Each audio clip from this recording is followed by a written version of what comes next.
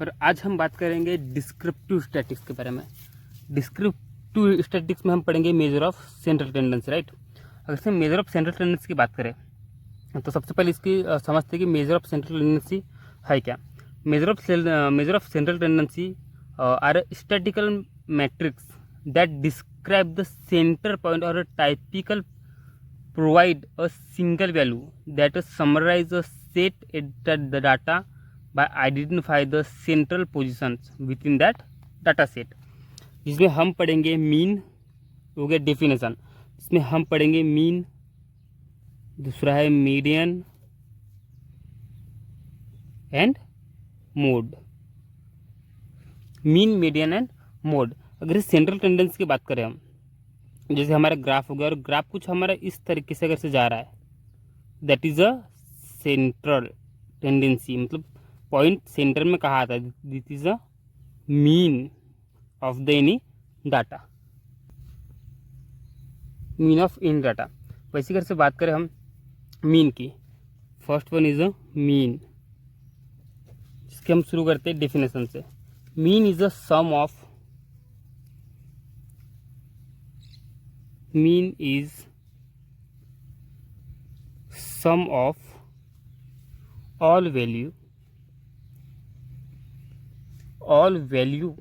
divided by the number of value, divided by number of value, right। जिसमें है हमारा, जिसमें हम बात करेंगे पॉपुलेशन मीन, पॉपुलेशन मीन, इसका सिंबल है न्यू। और वही अगर से हम सैम्पल मीन की बात करें, sample mean that is a X bar, right. The symbol of this is symbol of sample mean, sample mean. Let's start with that's a formula. अगर हम फार्मूला की बात करें तो mu is equal to summation of I is equal to 1 to n। What is a n? Is a number of value, कितनी हमारे पास data available है, दैट इज अ n। और उससे divide summation of x I divided by n, that is the formula of mean. जिसमें अगर से हम बात करें तो x क्या है, is a value available in the data set, और n number of value are available in our data.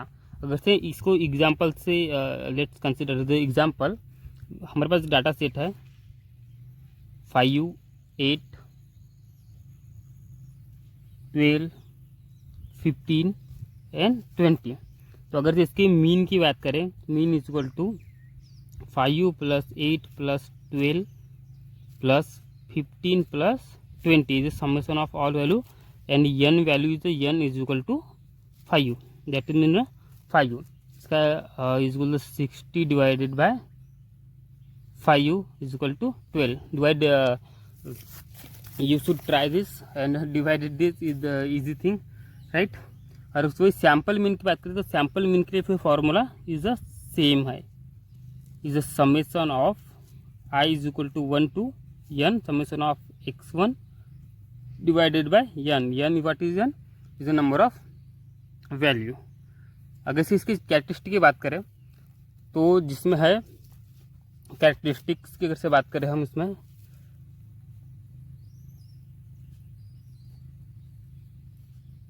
Characteristics, the first one you go with the affected by the extreme outlier, affected by extreme outlier। what did it mean? अगर से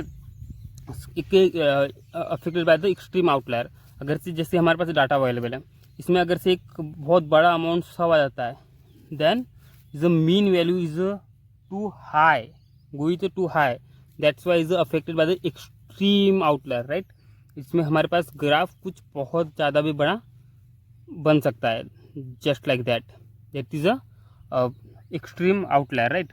और use for the interval and ratio data, और जिसका use mean की अगर से बात करें, इसका यूज़ होता है use in a interval and ratio data, right. Second one, we are going with a median, right. So the median is the middle value. The median is the middle value into data set, into a data set, or arrange in a data set, arrange in a ascending or descending order. What it mean ascending and descending order? इसमें median भी हम दो तरीके से calculate करते हैं, क्योंकि एक इसको एग्जांपल से समझेंगे ज़्यादा बेहतर होगा. इस एग्जांपल हमारे पास डाटा सेट है 1 2 3 4 एंड 5. तो ये is a odd value, right. जो इसका यन नंबर है, ये हमारे जो यन है इसका 5 इज अ ऑड वैल्यू. तो इसका मीडियन कैलकुलेट करना is a 2 is a 3, right. लेकिन वही अगर से हमारे पास इवन वैल्यू में अगर से N number N is equal to even हो, देन हम अपने मीडियन को कैसे कैलकुलेट करेंगे. तो x is equal to 1 2 3 4 5 6, that is a even value, right. Then we are calculating by median is equal to, that's a 2 value divided by 2. In between जो बीच के दो वैल्यू है उनको ऐड करके डिवाइडेड बाय 2 करेंगे. 3 + 4 divided by 2 is equal to 3.5. That is your median value, right. So let's get started with the characteristics of the median. Characteristics of the median. This is not affected by the extreme value. Not affected by the extreme value. अगर से हमारे पास कोई एक बड़ा, हम ascending और descending order में जब ऑर्डर कैलकुलेट करते हैं तो कितनी भी बड़ी वैल्यू जैसे लास्ट में आती भी है तो बाय द मीडियन कोई अफेक्ट नहीं करने वाली है, right. Second one is this is use in a nominal and ordinal interval. Use अगर यूज की बात करें, this is ordinal data and nominal data में इसका यूज़ किया जाता है, राइट. तो अगर हम third one is a mode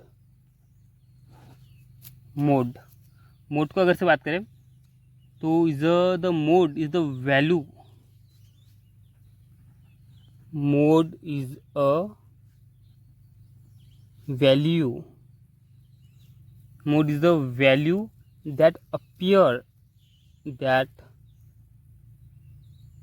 appears most frequently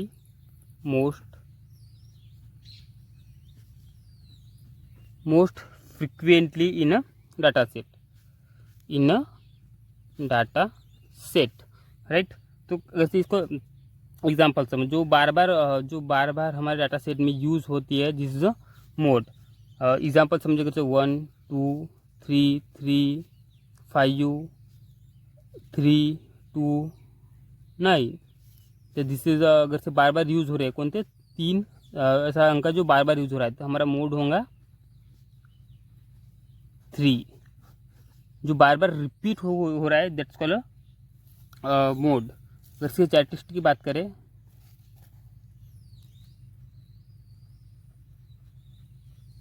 characteristics की से बात करें तो not affected by the extreme value. Not affected by extreme value, right, not affected by the extreme value. और नहीं, अगर इसके यूज़ की बात करें, use in a nominal, ordinal and internal data, right. Use अगर बात करें तो nominal data, ordinal data as well as the internal data. Internal data में इसका यूज़ किया जाता है। तो लेट्स गो स्टार्टेड एंड मिलते हैं अगली वीडियो में।